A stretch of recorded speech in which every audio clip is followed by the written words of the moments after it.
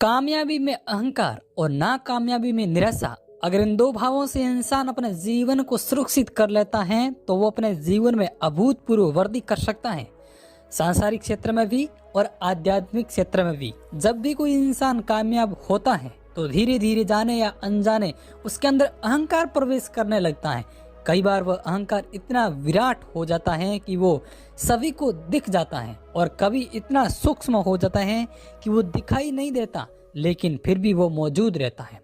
और ऐसे ही जब कोई आदमी नाकामयाब होता है तो उसे निराशा, उदासी और दुख घेर लेते हैं, जिससे वो आदमी नाउम्मीद हो जाता है। उसके पास कोई आशा की किरण नहीं होती और इसी वजह से वो नई शुरुआत करने से हिचकिचाता है।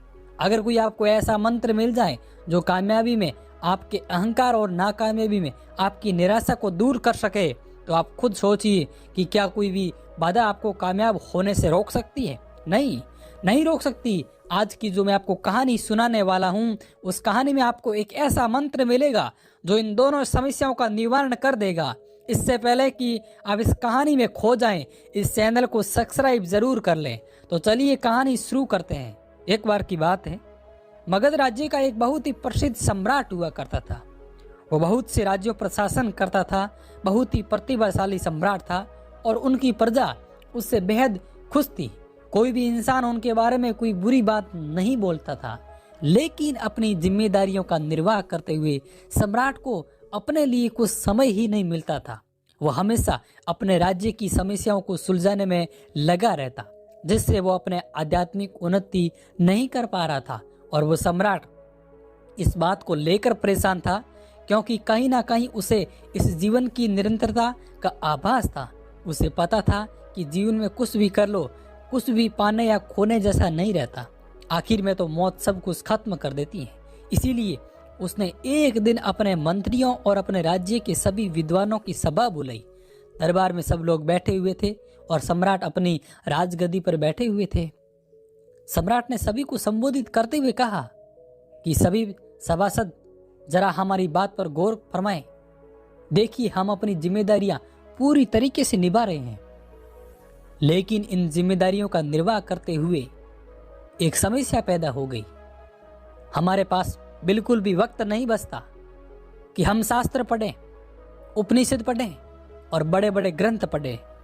मैं आप सभी विद्वानों से एक विनती करता हूं, अब मुझे कोई एक पंक्ति, ऐसा सूत्र बता दें जिसमें सारे शास्त्र, सारे उपनिषद और सारे मोटे मोटे ग्रंथ उसमें सम्मानित हो जाएं, जिससे मुझे उन ग्रंथों के मूल, उन ग्रंथों के ज्ञान का भी पता चल जाए और मुझे अपना वक्त उन ग्रंथों को पढ़ने में भी ना बिताना पड़े। और जो भी विद्वान वो सूत्र मुझे बता देगा, मैं उसे मुंह मांगी कीमत दूंगा। राजा ने वो सूत्र ढूंढने के लिए अपने मंत्रियों को एक सप्ताह का वक्त दिया। सभी मंत्री, सभी विद्वान मोटे मोटे ग्रंथ लेकर बैठ गए और उनमें से ऐसा सूत्र ढूंढने की कोशिश करने लगे जिससे सभी ग्रंथ समाहित हो जाएं। बहुत प्रयास करने के बाद भी किसी विद्वान को एक ऐसा सूत्र नहीं मिला जो जीवन के सारे सार को एक पंक्ति में समेट ले। आखिरकार एक सप्ताह के बाद निराश होकर वो सभी सम्राट को कहते हैं कि महाराज, हमने बहुत कोशिश की, सारे ग्रंथ सान मारे, सारे शास्त्र पढ़ डाले, लेकिन हमें ऐसा कोई सूत्र नहीं मिला जो एक पंक्ति में सारा समेट ले। आप खुद ही सोचिए कि एक पंक्ति में इतने मोटे मोटे ग्रंथ कैसे समा सकते हैं। इस पर सम्राट ने कहा कि कोई ना कोई रास्ता तो निकलना पड़ेगा। अगर तुमसे नहीं हो पा रहा है तो किसी ऐसे आदमी के बारे में बताओ जो मेरी समस्याओं को हल कर सके। तभी एक मंत्री बोला कि महाराज, हमारे पड़ोसी राज्य में एक बहुत ही पहुंचे हुए संत रहते हैं।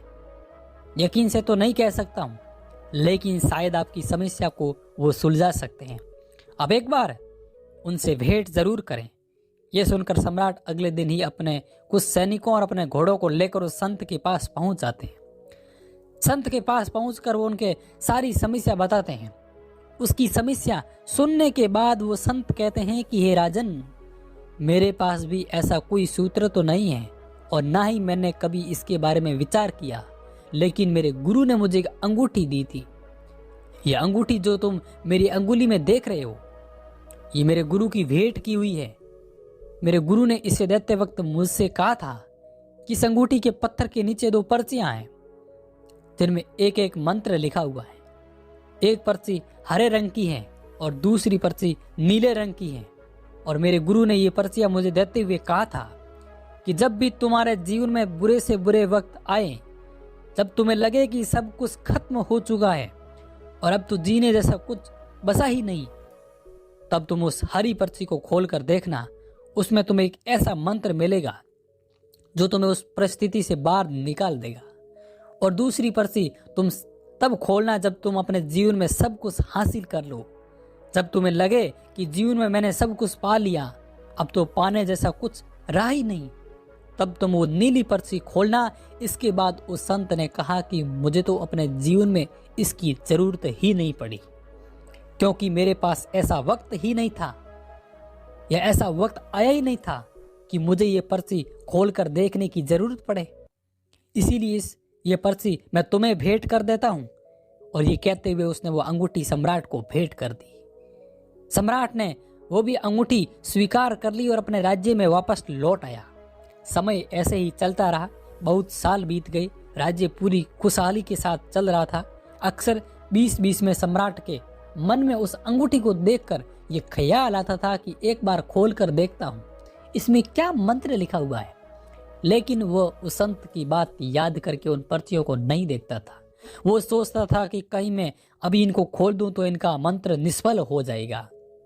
इसीलिए उसने सामान्य परिस्थितियों में उन पर्चियों को नहीं खोला। लेकिन समय की एक खासियत होती है, वो हमेशा बदलता जरूर है।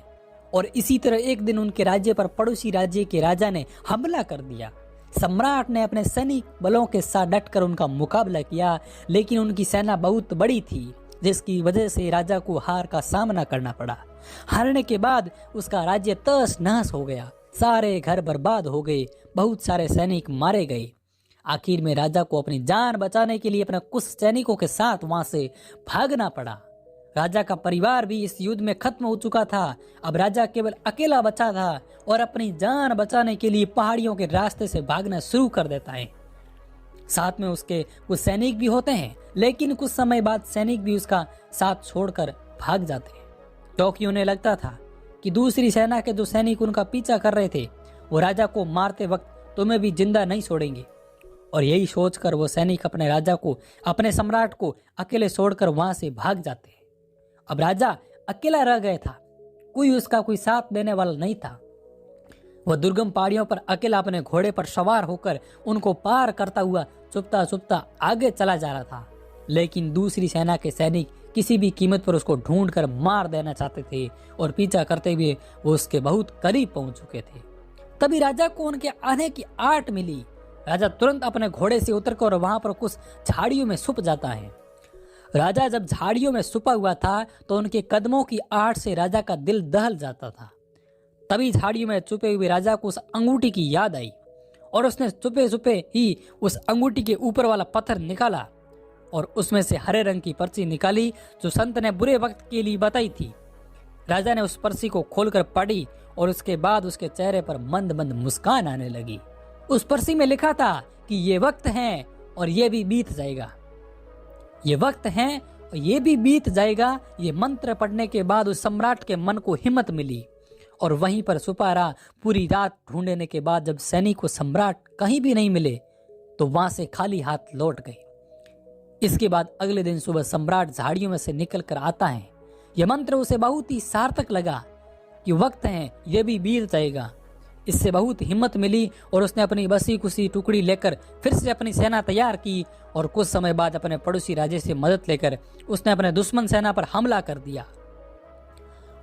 उसने अपनी पूरी हिम्मत के साथ वह जंग लड़ी और आखिर में जंग को जीत गया और उसे अपना राज्य फिर से वापस मिल गया। अब फिर से राजा के वही दिन वापस आ गए थे, बल्कि वो उससे भी ज्यादा प्रसिद्ध हो गया था, क्योंकि उसने छोटी सी टुकड़ी के साथ एक बहुत बड़ी सेना को हरा दिया था, जिससे पूरे देश में प्रसिद्धि, उसकी प्रतिष्ठा पहले के मुकाबले कई गुना ज्यादा बढ़ गई थी। और जब उस सम्राट को लगने लगा कि मैंने अपने जीवन में सब कुछ फतेह कर लिया, अब जीवन में कुछ भी पाने जैसा नहीं रहा, सब कुछ मैंने घूम कर देख लिया, तभी उसे उस अंगूठी की फिर से याद आई और उसे याद आया कि संत ने कहा था इसमें तो नीली पर्ची है, उसे उस वक्त खोलना जब तुम्हारे पास सब कुछ हो, जब तुम्हें किसी भी चीज़ की कोई इच्छा न रह जाए और जब तुम्हें लगे कि तुम्हें सब कुछ हासिल कर लिया। तो ये सोचकर उसने उस अंगूठी का पत्थर हटाया और वो नीले रंग की पर्ची निकाली। उसने वो पर्ची खोलकर देखी और देखने के बाद उसके चेहरे पर उदासी छा गई। ऐसा उस पर्ची में क्या लिखा था? उस पर्ची में लिखा था कि यह भी वक्त है और यह भी बीत जाएगा। कुछ देर उदास रहने के बाद वो सम्राट बहुत जोर जोर से हंसने लगा, क्योंकि उन पर्चियों से हमें उसे पूरे जीवन का सार मिल गया था। सारी ग्रंथों का ज्ञान उस पर्ची में समाहित था। मंत्र एक ही था कि यह भी वक्त है, बीत जाएगा, लेकिन इस सारी किताबों का, यही सारे शास्त्रों का और यही सारा ज्ञान है जो इस एक पंक्ति में समाहित है। और यह भी वक्त है, बीत जाएगा। अक्सर हम जब नाकामयाब होते हैं, जब हमारा कोई काम सफल नहीं होता, तो हमारा मन घोर निराशा से भर जाता है, हमें कोई रास्ता नजर नहीं आता। लेकिन अगर ऐसे वक्त में भी आदमी ये मंत्र याद रखें कि यह भी वक्त है, बीत जाएगा, तो वह इंसान कभी भी हिम्मत नहीं हार सकता और न ही उदासी कभी उसे घेर सकती है। ऐसे इंसान फिर से नई शुरुआत करते हैं और जीवन में आगे बढ़ते हैं और आगे बढ़ते हुए सफलता हासिल कर लेते हैं। लेकिन सफलता हासिल करने के बाद भी उन्हें अक्सर अहंकार आ जाता है, मन अहंकार को पकड़ ही लेता है। लेकिन ऐसे वक्त में भी इंसान इस मंत्र को याद रखे कि यह भी वक्त है और यह भी बीत जाएगा, तो उस इंसान को सफलता में भी अहंकार मिलेगा ही नहीं। और इस एक मंत्र के द्वारा इंसान अपने आप को सुख और दुख, कामयाबी और नाकामयाबी में, इन दो चीजों के पार उतर सकता है और जीवन की निरर्थकता को समझ सकता है। आखिर में तो दोस्त, जीवन निरर्थक ही है, क्योंकि मौत सब कुछ खत्म कर देती है। आखिर में कुछ भी नहीं बचता, आपका शरीर भी यहीं छूट जाता है और इसके द्वारा कमाई गई चीजें भी यह छूट जाती हैं। जब आपको अपने जीवन की निरर्थकता का आभास होने लगता है, तो आप जीवन की सार्थकता को जानना चाहते हैं। तब वो आप जानना चाहते हैं तो शाश्वत है, जो मृत्यु के बाद भी तुम्हारे साथ रहता है। और वहीं से सत्य की खोज शुरू होती है और वही ज्ञान का मार्ग खुलना शुरू हो जाता है। तो दोस्तों, कैसी लगी आपको ये कहानी? कमेंट सेक्शन में जरूर बताना, और अच्छी लगी हो तो इस चैनल को सब्सक्राइब करना मत भूलना। मिलते हैं अगली कहानी में, तब तक बने रहिए। जय भारत, जय हिंद, और अपना ख्याल रखें।